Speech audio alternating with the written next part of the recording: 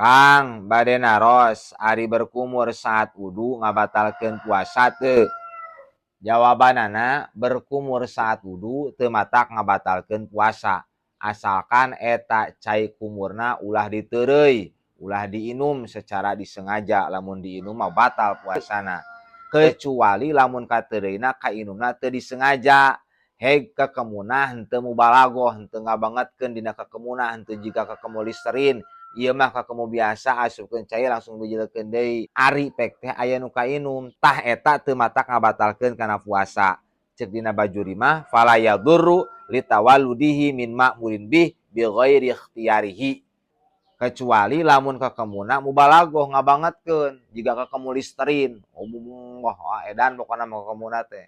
Ai pek teh anu kateureuy anu kainum, sanajan saeutik eta mah batal puasana sabab mubalaghah dina madmadhah, mubalaghah dina kakemuna.